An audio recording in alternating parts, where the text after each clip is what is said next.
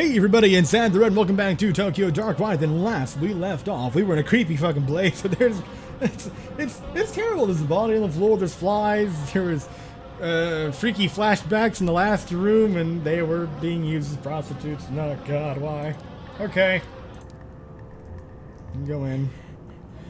Oh, well, she's all fuzzy, so... Wait a minute, what the fuck?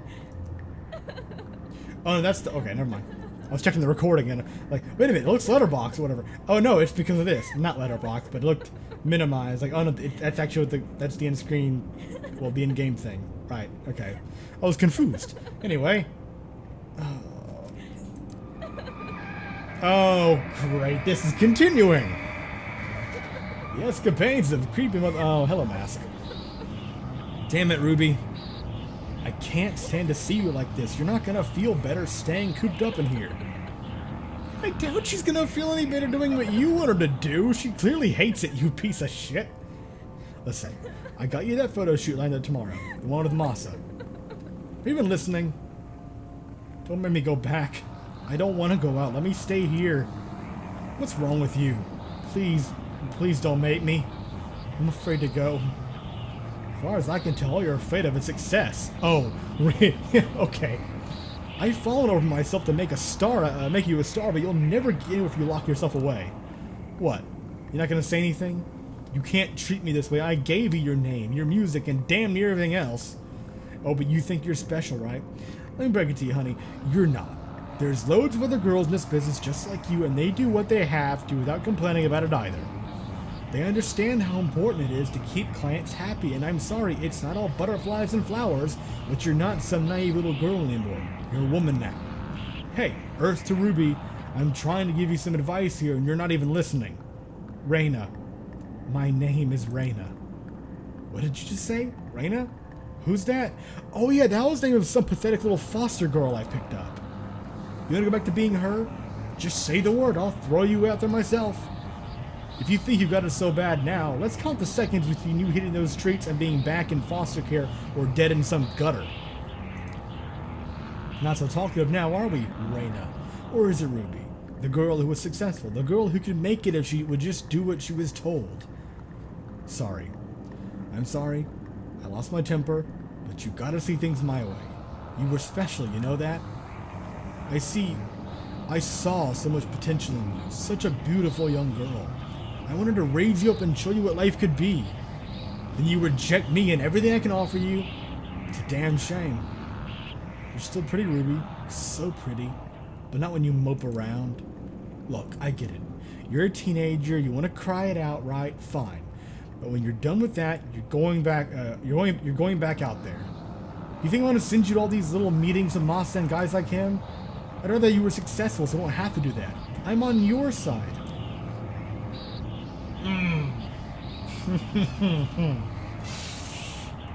If you'd work harder, you wouldn't have to do things like that. These empty promises, this cyclical bullshit. Oh my god. Stop. Stop crying. You're not a child anymore. I just want to go home. Home? Where do you think you are? You are home. This is as good as it's gonna get for a girl like you. Tomorrow, you're going to go with Masa and do whatever it is he tells you to do. You'll stop this crying and you'll start making some money.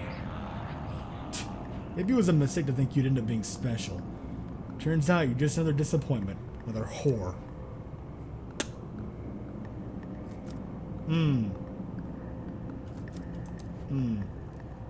There's something laying on this mattress. It's a newspaper article dated October 24, 2004. Exclamation marks! The article titles, One Hit Wonder Ruby Commits Suicide.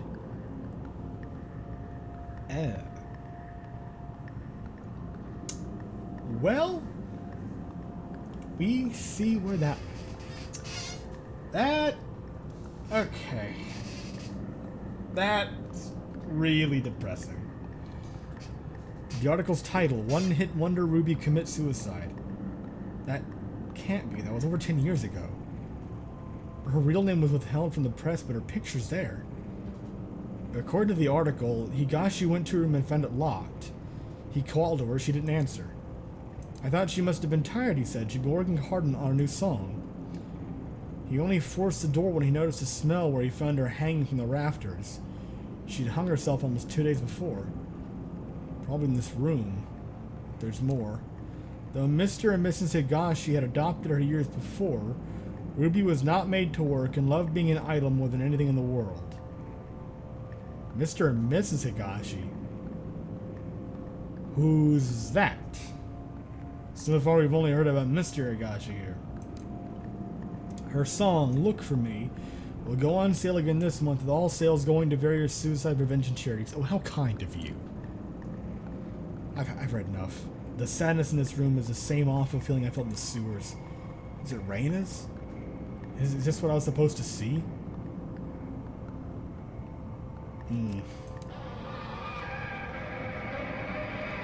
Well, there was one more room. The middle one, I believe. But still nothing. Okay. Anything with... no? I guess we just leave? I didn't see there... oh, okay. I feel sick. That monster. How many girls did Higashi pass around and abuse before she murdered him? And Reina. She looked the same as she does now. 16 years old. A child. Higashi had her locked up and she tried to take back control the only way she thought she could. Only she came back. Oh, the only way she thought she could only she came back. And all that pain and suffering came back with her. When I was in that room, I could feel it like it was my own, and it's not the first time I felt it. The dark was steeped in it. As soon as I realized it was like the air change. As soon as I realized that it was like the air changed. I can sense a pulse and like a heartbeat following me, but it's not enough. The mask could help me find the door, and I can feel the dark, but the path still isn't open to me. What am I missing? My gut tells me it has to do with the common kind. The only one alive who knows about it is the old Kawana woman. She has to tell me what happened. Oh boy. So we're going back to... Kamakura.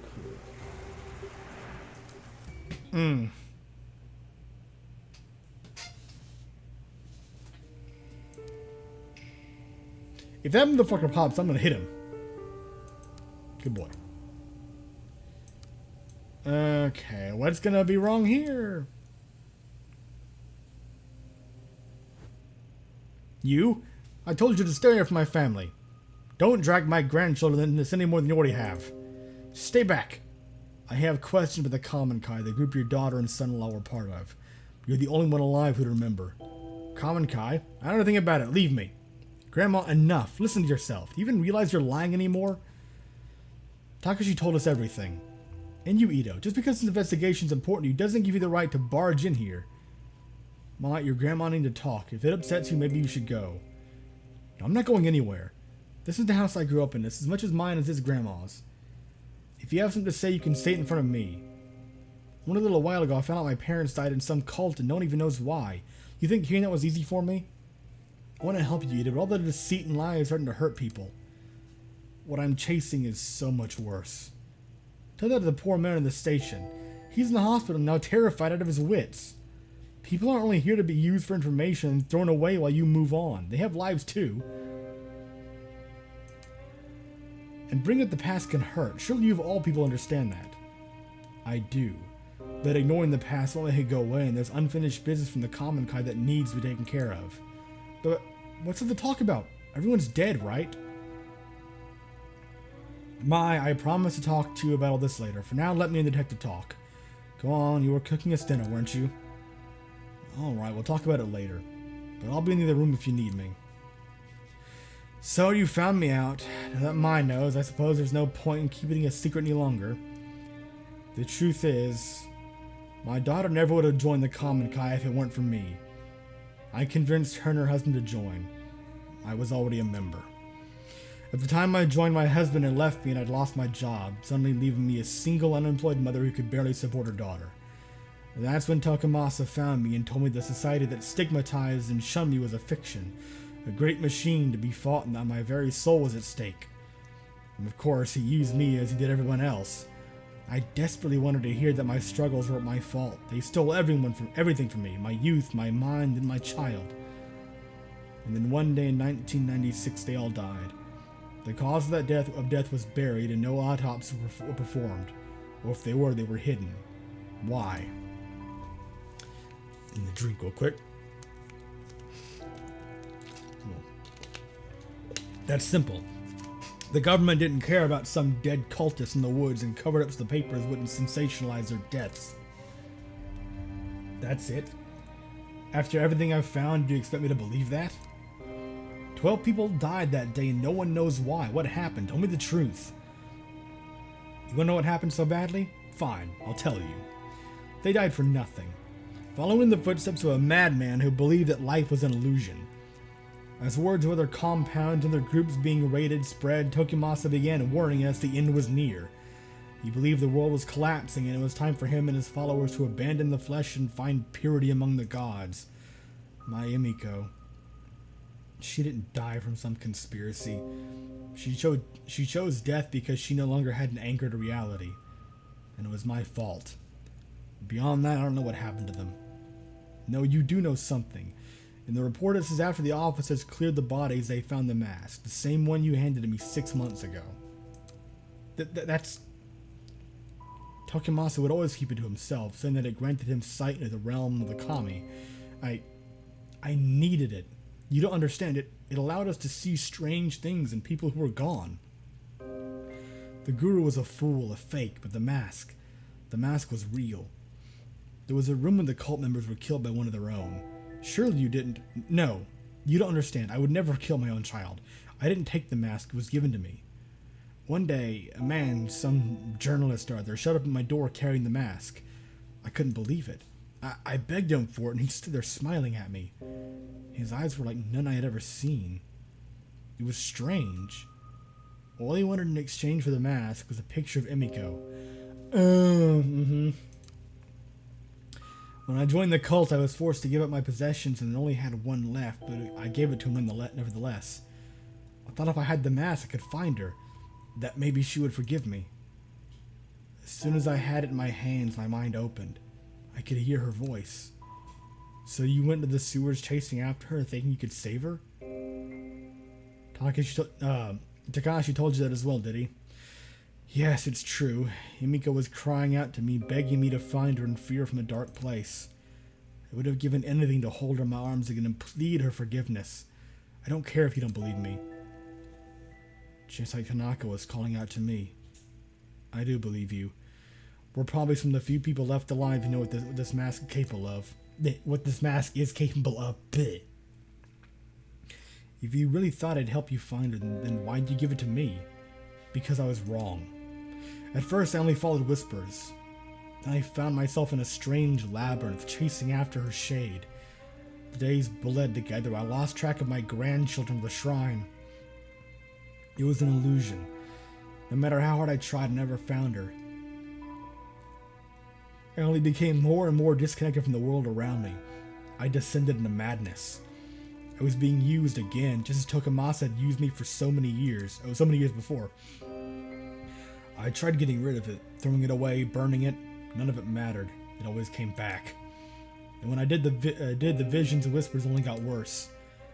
So I put it out of my mind and tried as best as I could to live a life of solitude and ignore the screams of my daughter. Then you came. And when you did, the mask was screaming out in voices I'd never heard before. I thought it was a sign, so I gave it to you. I didn't even have time to breathe out a sigh of relief before I heard a gunshot ring out. No one else ran to it. I think I was the only person who knew that sound for what it was. The mask was punishing me once again by taking Maya away from me. Instead, it had passed tragedy to another. I'm sorry. Perhaps the knowledge of the mask should die with us. There is one other person who knows about the mask. A girl named Reina. Does that name mean anything to you? No.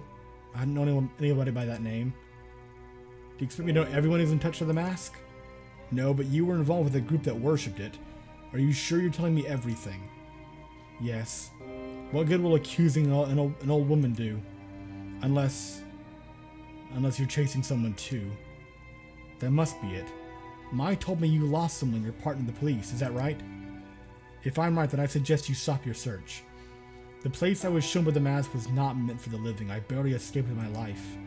Stop while your mind and body remained intact. What if I told you there was another option? What other option? In the months since I first met you, I've had time to examine the ancient texts in the shrine, and as the mask grew further away, it loosened its grip on my mind. I knew then it would someday make its way back to me, and so I became determined to find a way to protect myself and my grandchildren from its influence.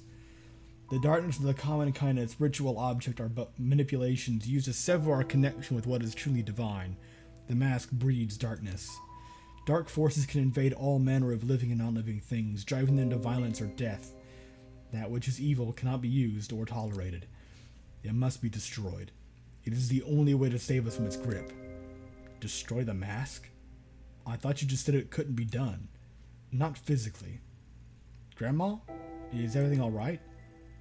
I overheard you talking about that mask again. Yes, dear, but you needn't worry. In fact, it's good you're here, as this talk involves you. Mai, you've trained in exorcism and purification rituals for quite some time, haven't you? And such a ritual could purify the mask and turn it into a mere piece of wood, given we gather the right materials, of course. I can tell from the look in your eyes that you think me to be senile, but I'm quite serious. Even modern rituals have ancient roots, and with enough conviction they are still capable of great power. Before, I was content to die as long as the mask didn't hurt my children, as I was too feeble to do what was necessary to myself. But now seeing you here, I see a second chance to do what is right. If you truly do know what the mask is, then you must help me destroy it. Slow down, I didn't come here to be involved in a ritual or exorcism or whatever you call it. I only want the truth about the common kind, which you still haven't given me. You're a stubborn one, aren't you? So be it. I can see there's only one way to change your mind. The only trace of what happened that day would be at the Common Kai compound itself. The records of its location are lost, and they were never made public, but I know where it is. Oh boy. What's the catch? Go there. Search for your truth. See what worshipping the mask has wrought. When you return, you'll help me destroy it. What makes you so confident I'll change my mind? I went back once, years ago. In all honesty, I'm not sure why. Perhaps to remind myself of my sins. What I saw and felt in that place, it was tainted by darkness and death. Those two things are all the mask will afford you. There is something else. I had a feeling you'd say that. The heavy, unnatural air I felt when I returned to the compound. It had the same stench, the same quality of the tunnels where I searched for Emiko. Sounds like a superstition to me. So what exactly is it you want in exchange for the information? I believe the energies of the mask and that place are linked. I want you to bring something back from there. Anything. It may help in the ritual. Looking for the truth will not bring you peace, Detective. Purifying the mask very well might. Remember that. I fucking knew it. Of course. Where else would a death cult's compound have been? Where else? The compound is in the forest of Aokigahara. Aokigahara? Hey, that's a suicide forest. Suicide forest. What a dreadful name. Though I suppose those woods have seen their fair share of tragedy and death for a very long time. You know, you can't just go charging in there, it's dangerous. What if you get lost? GPS isn't working there, and I heard even compasses won't point north. Not only that, but, well, a lot of people go there to die. I don't think you should go. You two keep talking about that mask as some evil spirit causing you pain, but I think the pain you're feeling isn't caused by a mask. It's just you. Well, the mask may very well be feeding off of existing pain, just breeding what's already there, so yeah, that's probably partially true, but the mask does seem to have supernatural powers, as we've seen, unless Ito's just going on, but point being. So many nights after the girl died in the shrine, I had nightmares. Every corner I went around, I thought I'd see her there. It wasn't a ritual or a charm that made me better, though. I just stopped listening to the fear. I confronted it. When you took me to see Takashi, that was the first time I'd left Kamakura since April. It's embarrassing to admit it, but I was scared. And yeah, Takashi telling me about all that stuff about mom and dad was scary, but it was all the truth. I wasn't hiding from some demon I'd invented myself. Anyway, I know you might not listen to me, but I don't think you should put yourself in danger just so you can keep chasing your demons. Maybe you're right, but some demons have a way of spreading to others. Seeing the Kalankai compound is something I have to do. Well, it's your choice, but Aokigahara is huge. How are you going to find one compound? Maya makes a good point. It's been a long time. Are you sure you remember where it is? Of course I do. I know what you two must think of me, but I'm not senile. It's a hike away from a bus stop on the outskirts of Narasawa. We used to go into town occasionally for supplies. Several miles away from the bus stop is a clearing and a path there used time to time by the Forest Service. I'll draw you a map before you leave. It continues for quite some time, and eventually it will be blocked off. Keep going forward, and don't turn back or leave the path. The forest can play tricks on you. Supposing the path is still there, it seems pretty incredible to me that the compound would have been left alone for all these years. It still stands. After all, why bother to go and dismantle it? Go, search whatever truth you think you'll find. But be careful, detective. Do what must be done, then leave. Staying there is dangerous. I hope that once you enter that place and feel the energy I did, you'll have the sense to see what I never could. You understand, don't you? The mask must be purified. I can't commit to anything. It depends on what I find. Don't be a fool. Finding what happened that day will change nothing. You're being haunted by your past, chasing phantoms as I once did. When you enter those dark places, you leave pieces behind. Purify it. Stop this while you're still whole. I'll begin preparation for the ceremony regardless. See her out.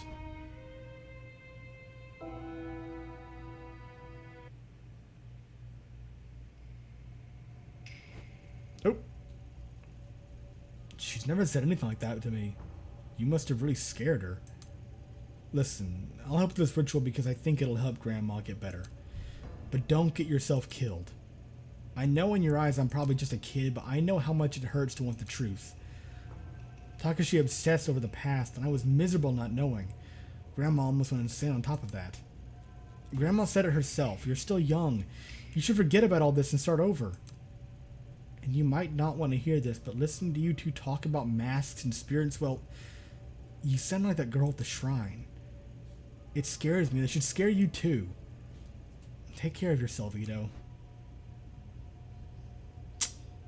Yeah, there's probably a lot of truth to that.